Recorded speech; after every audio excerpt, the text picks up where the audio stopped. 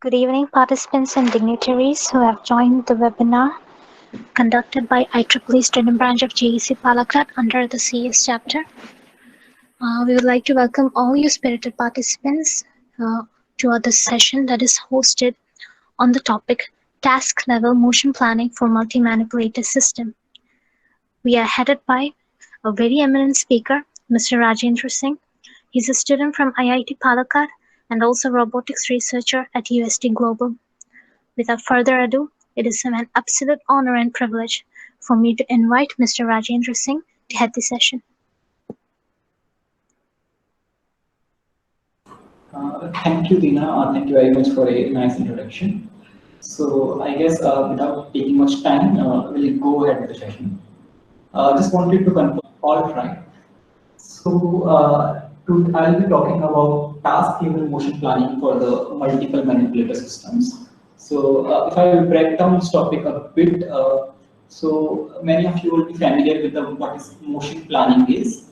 So I'll be talking about the aspect task level, how task level motion planning is different from normal planning, and basically using this task level motion planning to ease many of the complex tasks for systems like multiple manipulator system where we have more than one or two manipulators.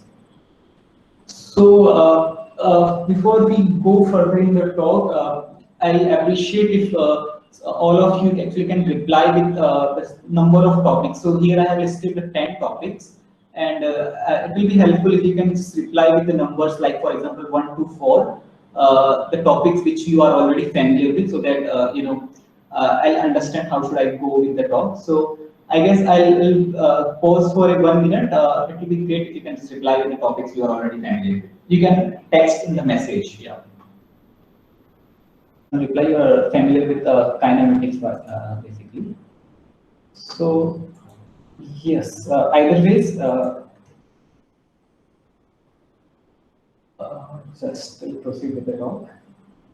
So I'll start with basically the motivation behind taking the task level motion planning for the multiple manipulator system. Then we'll discuss about what the motion planning is, and later I'll discuss about why I'm using ROS, which is Robot Operating System, to deal this problem, and the motion planning, other motion planning framework which are MOVEit and MTC. We'll discuss one example with a single arm implementation for one task, which is called coding task. Then we'll see how we basically continue that with the do similar thing for the multiple arm implementation, and at the end we'll conclude today's talk. So going ahead with the motivation, so I'm sure many of you would have seen such robots. So in the left hand side I have the NASA's Robonaut mission, and in the right hand side it's one of the robots from the DARPA robotic competition of the 2019. So one thing you would notice that both of this robotic arm have the two arms to do any kind of manipulation task. So it seems like for any complex manipulation task you need two arms. So that was one of the motivation basically to take to use multiple manipulator system to deal any complex task. So before going further, I'll just briefly tell about what the motion planning is, if any of you are not familiar with that. So consider we have this robotic arm, and we have the object. So we want to pick the object from a point A, say, and place it to the another point B. So to be able to do that, we have to actually calculate the what and how should we move the arm. So basically we have to calculate the joint values of the arm and how we move the arm to each point from the point A to point B, and also to able to detect the collisions if happening in between. So like two of the basic component of the motion planning is actually the forward kinematics and the inverse kinematics. So briefly, in the forward kinematics, what we have is we have the joint values and basically the joint angle between angle between the links of the arm, and using those joint value, we want to calculate the XYZ coordinate of the end effector. So end effector is basically the gripper of the arm. So we want to find that. And inverse kinematic is basically just the reverse of that. So we are given with the XYZ coordinate of the end effector. So for example, if we consider we have a 3D vision system, and in which we detect some object somewhere in the environment, and we want to move our arm to that point, then we use the inverse kinematics to calculate the the joint values or the joint angles of the arm, so that it will be able to reach that XYZ. Yeah. So the simple example of the forward kinematic, if you see there are 2 degree of freedom arm, then you will see that if you want to find the XYZ coordinate of the end effector, it's very intuitive. You can simply solve it using the trigonometric formulas, and you can find the XYZ coordinate of the end effector. But this problem becomes a little bit hard when we have the multiple basically the higher degree of freedom of arm. So we have, let's say, 4, 5, or 6 degree of arm. So in that case, what we do, we basically define the parameters like the link length, the angle, the twist angles between the arms. And this is one very popular method called the DH method, DH parameter method, in which we define how the arms are with respect to each other. And yeah, so what we actually try to so there is something called the transaction matrix. So suppose we have the joint, one joint and the another joint. So when we are trying to move from one joint to another joint, what transaction we have, or the transformation we have to take to reach that. So since we have the multiple links or multiple arms, so there will be multiple coordinate frames. So to be able to calculate the coordinate of any point with reference to any other frame, we need the transformation, and that transformation is basically possible through the this transformation matrix. So this transformation matrix is defined by the DH method. So I'll probably leave a link here. You can read more about it if you are familiar with it. Then and you will see that how this DH method basically is the forward kinematics for the higher degree of freedom arm. Yeah. So now if we see the inverse kinematics, in the inverse kinematics, the simpler thing, we just want to find the the angles between these links, and we are given with the XYZ coordinate of the end effector.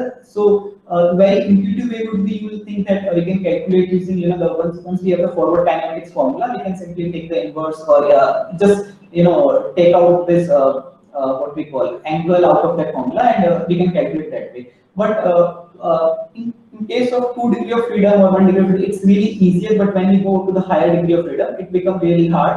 So to solve that, there's a very popular method called the Newton-Raphson method. So in this method, actually, what we try to do, we know that we have some desired XYZ coordinate that we want to reach, and now we are at some initial XYZ coordinate we are. So we try to solve this in the the gradient descent manner. So what we do, wherever we are, we just calculate at that position. We try to calculate forward kinematics, that I'll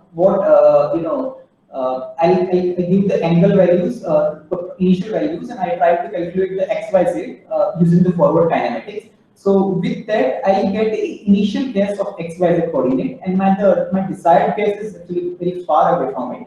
So with that, I can calculate the error between where currently I am and where I want to reach. So once I get the error, I can simply go through the gradient descent manner and slowly approach my goal, or you can say solution. So yeah, that is the Newton iterative method, and it basically is the method of inverse kinematics. Another method to actually optimize the previously method is using the particle swarm optimization. So why I thought of using particle swarm optimization, because here I was using the 2-arm multiple arm methods, and it was obvious to think of something swarm from robotics. So consider a field in which we have the pigeons, and they are looking for the food grains, and they want to optimize how each bird wants to fly in the given environment. Basically, what we want to find that how what should be the velocity of the direction of each bird so that they optimally serves the environment. And the very same concept we can use to solve any gradient descent problem. So suppose we have this cost of we have this formula and we want to minimize the cost.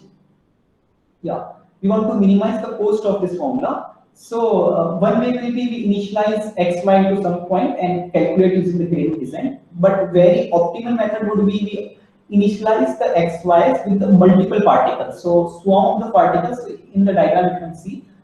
We have initialized this particle at the various initial positions, and they all will try to simultaneously solve that problem. So this way also it's very optimized. So if you are interested into this one, I have left the link of the code here below. So you can check it out how it's, in case of the robotic arm, the inverse kinematics, how we can do that. All right. So now coming to the part why I have used rows for this particular problem. So you see in the rows actually there are a lot of things so which makes most favorable software to do this thing. So we have the multiple libraries, visualizer, device drivers, many of the commonly repeated functionality like collision detection, path planning, motion planning, those kind of things, and also support a variety of languages. So this is the reason, and this is very popular among the researchers. So I go ahead with the rows. And if you see, you remember I have shown you these two robots, so the NASA Robonaut mission and the DARPA robotic competition robot. So in 2019, like out of 23 teams, 18 teams actually used the rows to do their manipulation or for their manipulation task. And even the NASA's Robonaut mission, they are using rows. So yeah, so we can think it as a way that rows is quite popular between the researchers to do any kind of complex manipulation task. So that's why I go ahead with the rows. Now, what is MOVEit? So MOVEit is a very popular motion planning framework in rows. So you can think it in a way that it is one of the package or library in the rows which handles all the motion planning thing. So here we have the options to do detect 3D perception, collision checking, inverse kinematics, control, and lot more.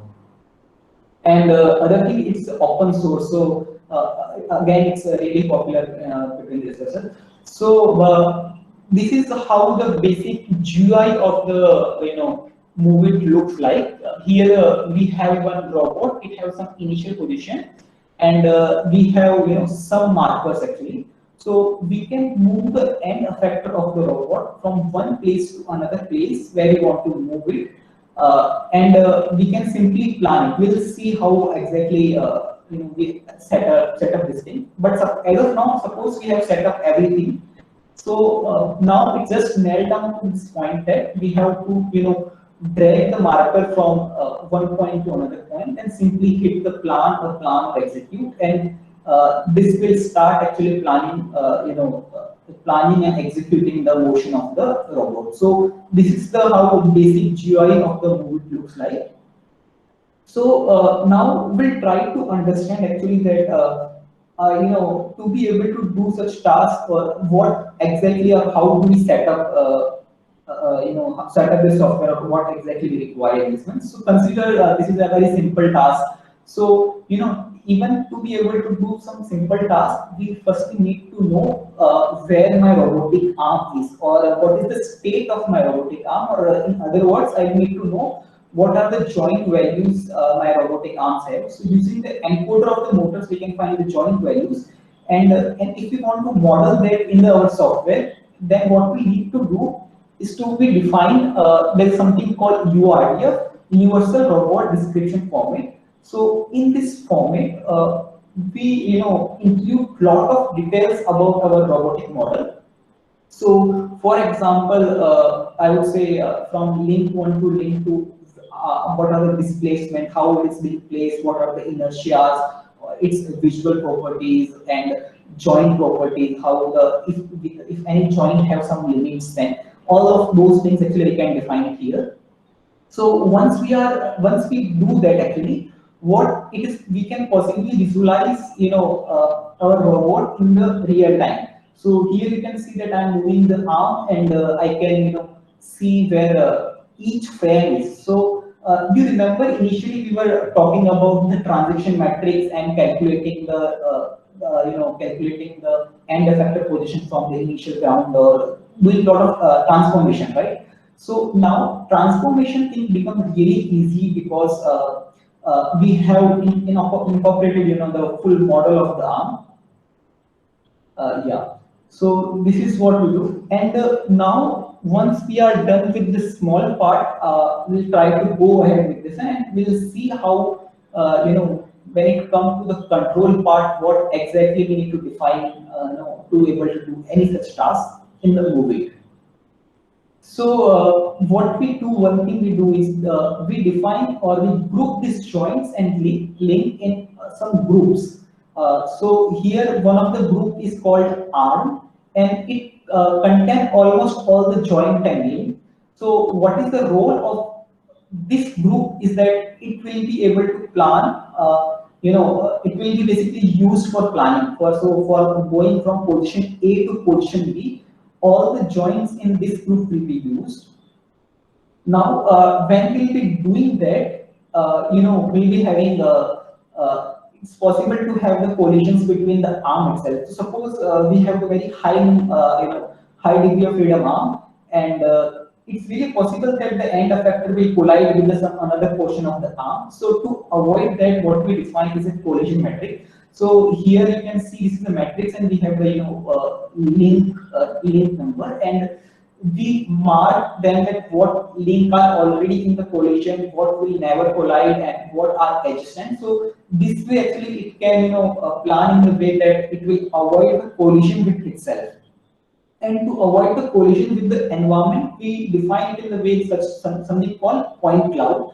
So point cloud is actually data which we receive from any 3D perception camera. So I'm sure you would have heard about Kinet, RealSense camera, any 3D camera, and we get the data format, something called point cloud. Once we get that point cloud, we define the parameters and other relating factors according to this one, and so that we can even avoid the real-time environment object while planning.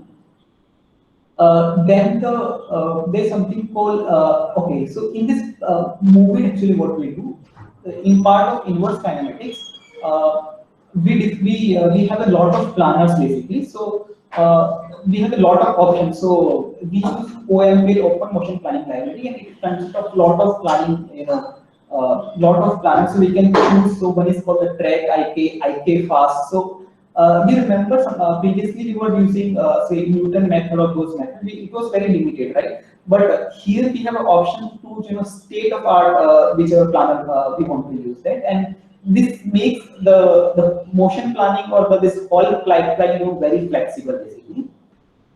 So once we incorporate these all things in our model. So another next coming thing is, suppose we want to detect some object in the real environment and do pick and place. So here this is example where we have the one cylinder is basically placed here, and initially we don't know. So the cylinder is basically we are only seeing it as a raw data, and then we try to filter out some data, some portion of that point cloud data, and we try to detect the normals to the planes to the cylinder, and that way we can extract the cylinder. We can find the radius and the other height parameters of the cylinder. And once we do that, once we have the cylinder in the simulation, we can simply do the pick and place with that cylinder. So basically, I'm trying to explain a pipeline how we when we do any kind of task, manipulation task, what are the steps involved. So now consider I'm trying to pick something from the suction pipe. So this is simply using the move it pipeline, and I'm trying to just simply pick the object. So you can see that it is failing at times, right? You can see it's also doing some abrupt behavior, and so one of the problem with the simple move it is that when the planner fails, it becomes really hard to know like what is actually causing the error. So whether it is some singularities are there in between or some collision happen or something, it gives the error, but it is not that clear. So this is the actually reason why we need MOVEit task constructor. So far we have seen MOVEit, which is the motion planning framework, and now we are seeing MOVEit task constructor MTC, which is the supporting software. You will say supporting framework for the MOVEit. And this is where actually the task level planning comes in, and how this planning is different from the normal planning. We'll see in some meanwhile time.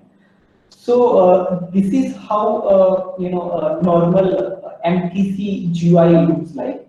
So here we have this one arm, Kinova arm, and it is trying to pick a screwdriver from one place and point it out to some another place. And like unlike previously where we were just dragging the goal position or the marker that we want to go to that point, here basically we define each of the simple sub stages. So for example, pick the cylinder, pick the screwdriver, open the arm or place it to some other position, and those kind of tasks actually we do it. Yeah. So this is basically you can see that we are from normal motion planning to we are going more into sub stages or the task kind of. We are breaking the one complex problem into sub stages or a simple task, and then we are trying to solve those tasks. So if you see, you can see some number here, right? And so which is below the right mark, and some numbers below the wrong mark. So here what we are doing, we are not simply solving the full task, we are solving each individual task, which you can say that independent individual task, and it will find certain numbers. Say for X number of solution for successful solution, Y number are failed. So here we can actually visualize each for each sub stage what solutions are passing and what solution are failing. So that is possible with this one. So if you see it is going iterating through each small sub task, and it is completing this task, right? So to understand this in the detail, what we'll do, we'll take one example.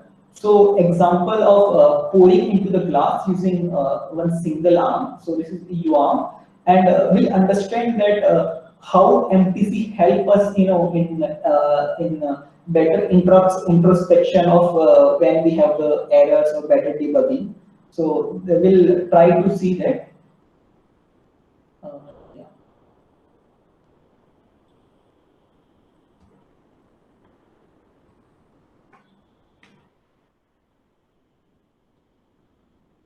So you can see that arm goes to the bottle, it grabs the bottle, it pours the water into that glass, and then you can see that it stops, right? So now what we'll do, here in the right hand side panel, if you see, there are lot of sub stages, and we'll try to look at each of the sub stage and try to see what are the possible solution for this one. So you see that to grasp a bottle there are various ways, right? And now this one is not possible. Some of them are not feasible, and some of are possible. So this way actually we can better understand what solutions are feasible, what solutions are not feasible. And you can see that for even small sub stage there are various solutions, we can solve it in the various ways. So in the end you think it a way that there are, say, this 20 sub stages, each of sub stage finds some solution, and then we try to connect through the tree that will come up with some number of solutions. So, and those solutions we will rank according to the time it's taking, so that we can find the solution which is taking minimum time or the optimal solution. So you can see here that how I would say how finding the or doing the manipulation using MTC is a little bit advanced and it gives a lot of flexibility as to what we want to do, what solutions we have, and the basically ranking of the all solution according to time it taken.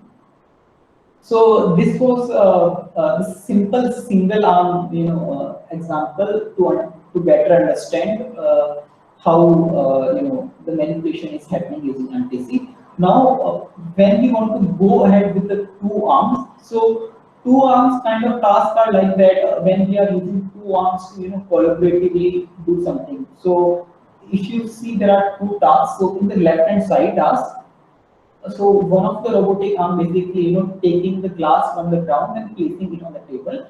Another robotic arm basically taking the bottle from the ground and pouring the water in the glass. And in the right hand side, if you see, both of these arms basically try to build some structure at the same time basically. So this is where the multiple arms are coming into picture, and we will see how using MTC this task level planning becomes really easy and handy to do any complex task. Yeah. So probably we'll see the video example of this. So if you see here, the arm is going to the glass, it grabs the glass, it put it on the table. Now another arm is going to grasp the bottle, it taking it to the where it want to pour. See actually when it is taking to the pour position, the bottle is not we keep in the mind that we don't spill the water out of that. We make sure that we implement the constraints in that. So we'll look in the detail how we do all the constraint handling and all. So this simple task which we just saw, it basically it consists of 60 stages, right? And we'll go through some of the stages and understand how we are breaking a complex task into simple stages. And now each stages are having some successful solution, some stages having some unsuccessful solution, and at the end what we get is a very optimal solutions to execute a bigger task. So we'll try to go through each of these tasks and understand what exactly happening. So first one here we have is the current state. So this indicate basically the initial stage of our robotic arm, where the robotic arm is starting from. So from the current stage, we move to the home stage. So home stage is a safe stage where we know that it will be safe to be there. So no collision, no limit of the joints are crossing, nothing like that. So we move to that, and from there we start basically planning. So this is the concept why we go to home. Now once we are at the home, we open the gripper. So to open the gripper, we write one small substage, and which basically consider only the joints of the end effector, and we group these joints of the end effector in one group. So you remember initially I told you that we define the subcategorize the joints of the links of this arm into some groups, and each of the group will have the different planner to solve their motion planning problem. Yes. So here we have opened the gripper. Now what we are trying to do, we go to the pick place where we want to pick the glass. So the robotic arm basically go and go to the place where it want to pick the arm. So very important thing to note here is that it not actually going to the exact XY coordinate of the object where we are trying from where we are trying to pick, but it's trying to go into some position very little bit away from that, because if it directly go there, it will collide or it may destroy the object, right? So what we try to do, we go somewhere near. We don't define where we go. We just define we want to go somewhere near.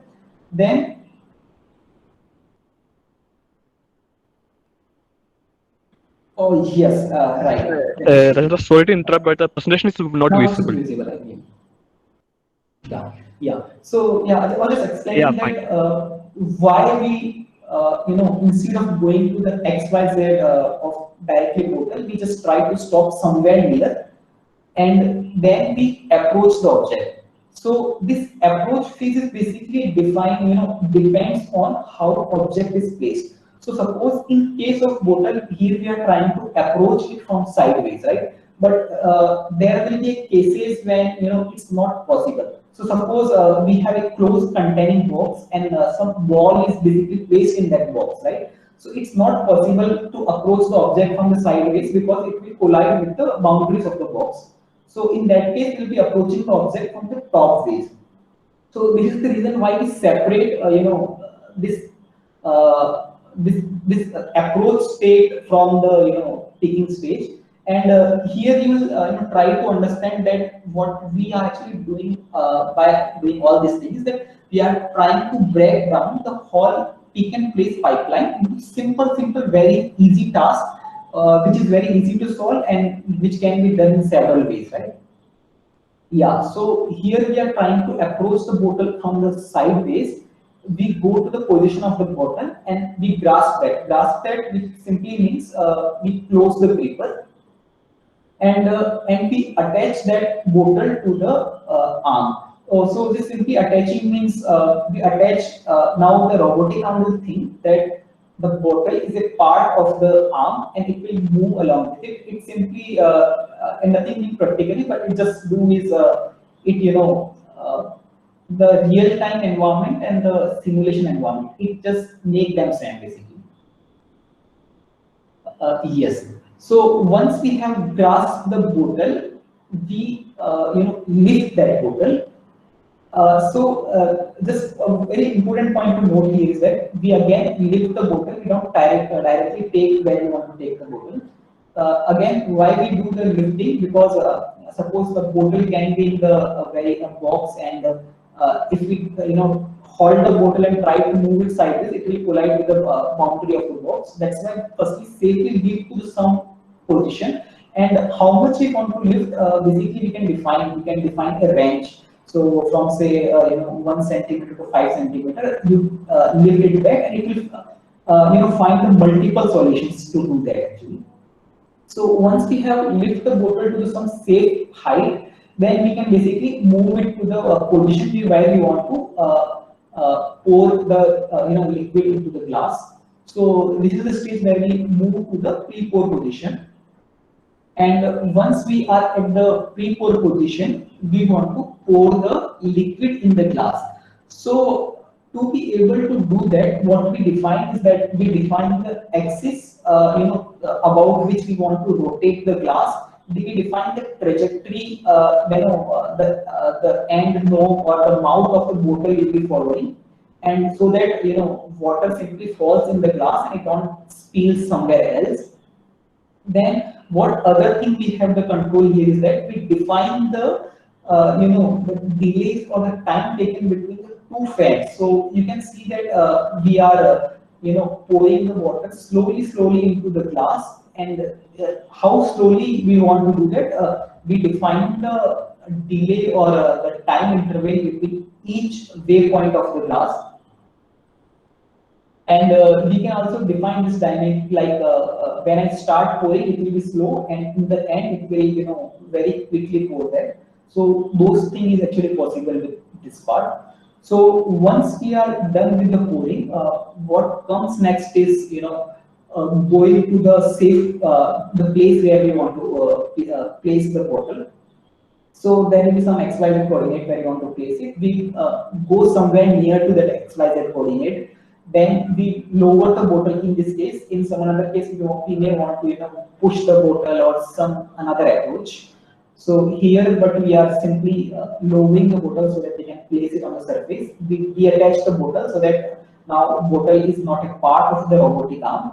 And then we open the gripper and we retreat, basically retreat from where we place it. So this retreat is again important, that we don't want to retreat it in the direction of the bottle or in such a way that the bottle will fall down or something. So this is again important, that we have to define the direction, which direction will be retreating. In this case, it will be basically the opposite direction of the gripper arm. So once we are retrieve that, we can close our gripper and move back to the initial position or any other position. So you saw it that here what we tried was to break down what seems a very simple task, that we grasp the bottle, pour into the glass, and again go to the home, or place the bottle and go to the home. It seems very simple task, but when we come to the breakdown of this task, there are a lot of steps involved. Even there are many other steps which I haven't involved here, which is like finding the IP inverse kinematics, how to press the glass. There are a lot of solutions to that, and in that we can determine which are the feasible solutions, which are not feasible, and we can understand why some solutions are not feasible. Yeah, so this was this is I defined how we do the simple task in the task level motion planning. So I guess now it should be clear that what simple motion planning was and the task level motion planning. So we break down the task into simple task, and then we do it. So when we break down, here you are seeing that we have to break down the task into very small subtasks. So it basically form a network or a tree-like network, which we can grow from initial position to the end position, and we have a each of the subtasks can be done in the several ways. So it seems like something like a state machine, where we want to go from start to end, and we can take basically have the lot of path, and we will take the path which is the optimal one. So in this case, suppose this is the stage, and from switching from stage 1 to stage 2, there are 2 paths, and here actually we choose the one path which gives the which is optimal, or which one takes the less amount of time. Also, there are cases when we want to go from one stage to another stage, but we want to take all the all the possible tasks. So suppose, for example, we have two robotic arms are there, and they are taking the same object and placing it to the another position. So both arms will find their solution, but they have to execute at the same time. So yeah, so like you can think that there can be a very complex behavior, that when we want to serially, some part of the task we want to serially execute, while some other part we want to execute parallelly and all. So this kind of is possible through this one, and this is the backend infrastructure you can think of the substage.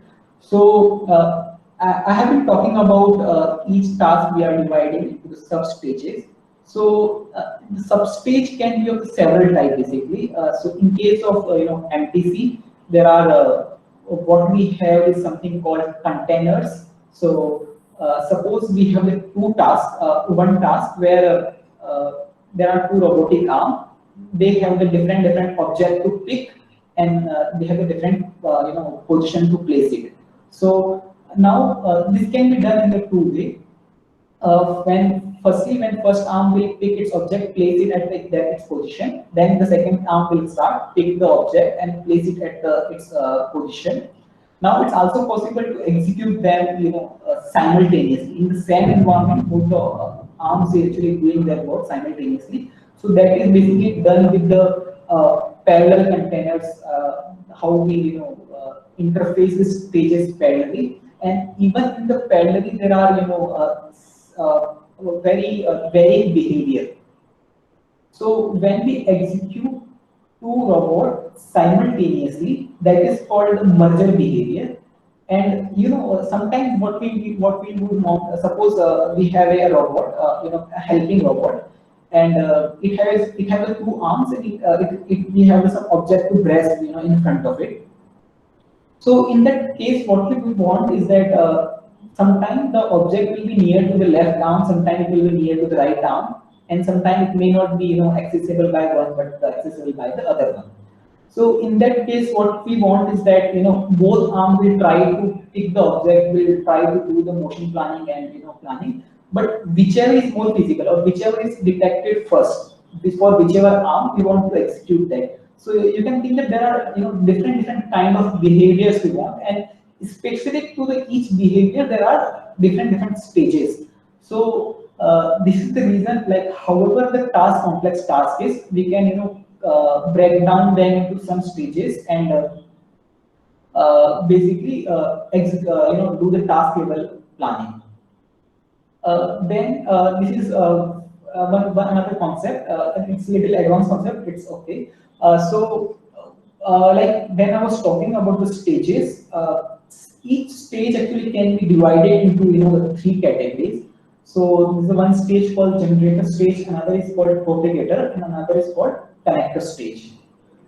So what generator stage is that it tries to generate the solution. So for example, when we find the inverse kinematics or the IK frame where we want to grasp the object, that is the generator stage. While the propagator stage is like it receives the solution from its previous stage and pass it to the next stage. So for example, when we are trying to approach the object, right, to grasp, or when you are lifting it, when you are placing it, so it received the some solution from the previous stage, and then we execute, then we pass it to the next stage. Then there is something called the connector stage. Connector stage basically it connect from the both sides. So I'll try to explain it this way. So for example, we have this one frame and this another frame, and we want to find the all possible solutions to reach from this stage to the another stage. So this is called connecting stage, because what it is trying to do is trying to connect two poles and trying to find multiple paths to reach there actually. So this is, yeah, all right. The PPT should be visible now. Okay. So this is where actually we can the connector stage. So the connecting stage is nothing but the free motion between any two frame orientation. Yes.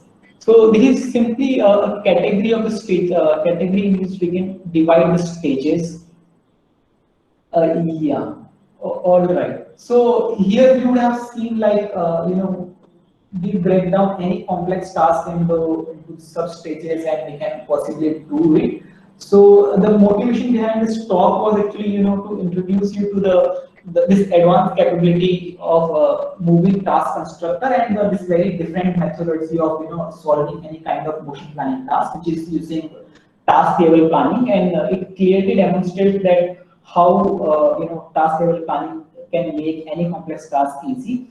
Then another thing was we have seen the MOVEit as of now, but very recently the another version of MOVEit has been released, and there are a lot of promises is being made, like the real-time planning. So when the arm is moving from one place to another place, and if any other object comes in between, in the real time, we want to avoid that. We want to do multiple so for the multiple arm simultaneously execution, lot more advanced things is actually possible. So the motivation is was to those who are really into the motion planning or any multiple arm, those kind of things. They should have like it will be must for them to look at this MTC or MOVEit too, and just try to discover how you can use it to solve any kind of complex task. So if you remember when we had seen in the first example, when motivation example, I had shown the two images. One was of the NASA's Robonaut mission, another was of the DARPA robotic competitions, that some robot, right? And they had the two arms, and both of them actually they are using this MOVEit to do the task, because the kind of task they are trying to solve is really complex, and to be able to easily program that, it was extremely necessary to use this. So yeah, all right. I really think actually I don't think this is the end actually. Yeah. So I really thank you for everyone to attend. And now, if you have any queries of this slide, you can actually ask me, or also contact me later through this link. Yes. So if you have any questions now, you can actually ask it. Thank you so much for the session, sir. If any of you from the participants has any question regarding the session, you can ask in the comment section or you can unmute your mic and ask. I have also shared the link of this PPT with you. So in case you want to have a look at it later. Yes, if any one of you are having any query, not necessarily related to the simply motion planning, it can be related to the rows, move it to anything, close to anything, you can just simply ask it.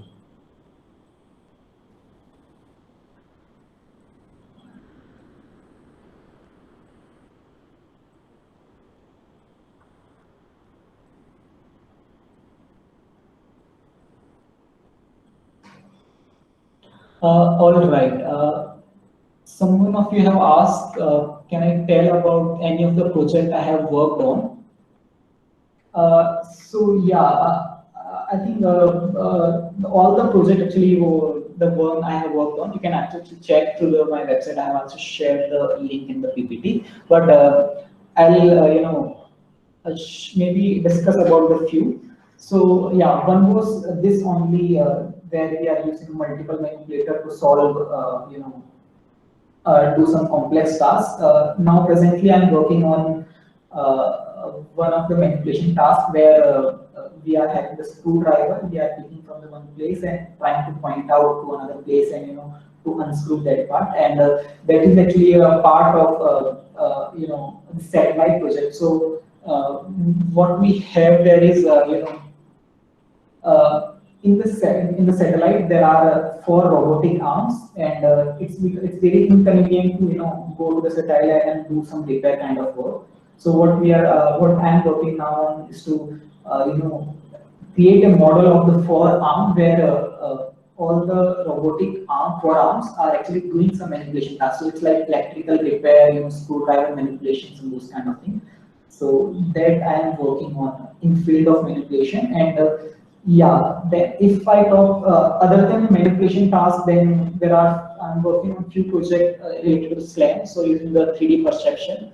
So it uses the sensors, lidar, 3D lidar, 3D point cloud data, and those kind of things. So if any one of you are actually even interested in SLAM, swarm robotics, or drone related kind of projects and those kind of things, then also you can contact me through the above links anytime, and I'll certainly if possible I'll help you with that.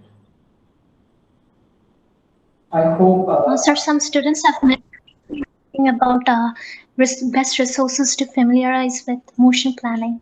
Would you be able to tell us about it? All right.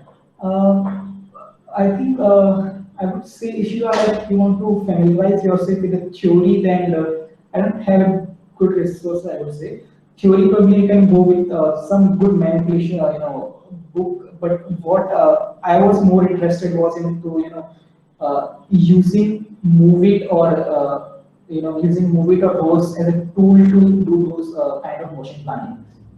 So if you want to familiarize yourself, with the how exactly you go with the starting with a very basic and you end up with any complex task you want to do that. So if you are already not familiarized with the rows, I would recommend you just learning that. For a good source for the rows, learning rows is there's something called Rows Wiki. So you can totally Google it. You will find the very good tutorials of Rows Wiki there. And for Move It also, there is something called Move It Rows.org, which basically it have a lot of very detailed tutorial and example how you set up your workspace, how you start with a very basic demonstrations and all. So it is again there. I think you can simply find it by Google. Just if you Google search it, then you will find it. Yeah.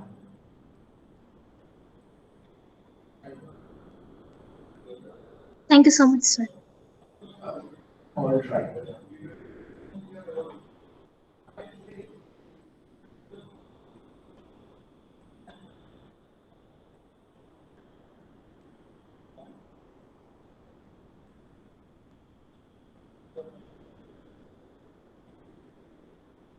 We are joined by our IEEE Student Branch Counselor, Dr. Vinita Chalapan with us. Ma'am, if you could give us a small feedback about the session.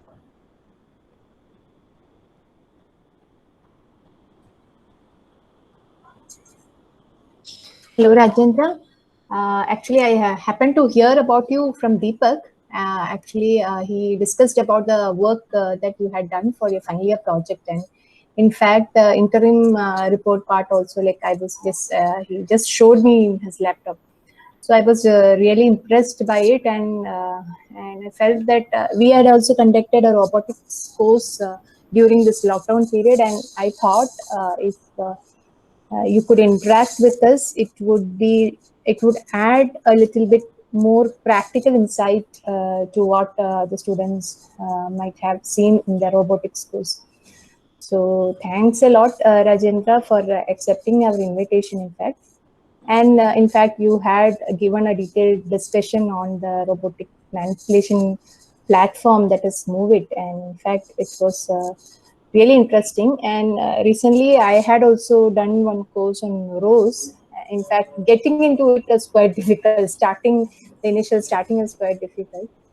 So I am in fact a control person. So going into that and doing some kind of a PID controller itself was quite confusing. So it may take some time, but we have to work on that. I hope it might help our students and those other students who have joined here who are interested in the robotics work do more in this area and as their project and develop more ideas about it. Thanks once again for joining us. Anyway, they will give a official formal thank you. Okay. Hopefully we can meet somewhere at IIT when come there. Okay. Thanks. Thank you. Yeah, thank you. Thank you very much, ma'am.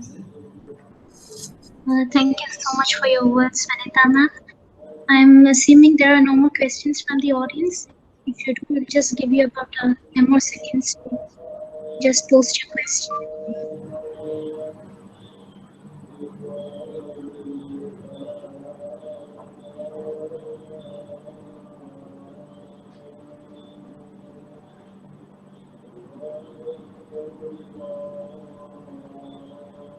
Alright, if you have any other queries, please feel free to message us. The feedback will be given to you by our student branch information. Sir, thank you so much for giving us a very engaging and edifying session on such a very informative topic. It has given us a cross-dimensional perspective into this topic. It has been very informative for us to know about such a session, which is very relevant in this era of pioneering technology. Once again, thank you so much, sir, for taking a big chunk out of a very busy schedule to come here and have a session for us. On behalf of IEEE Student Branch of GEC and the Computer Society, I extend my sincere gratitude. Yeah, thank you, Tina, and this is it was really fruitful, and I enjoyed that, and I hope I will end with that. Good night, everyone. Thank you once again, sir. And with this, we are now concluding our webinar. You may now leave the chat room.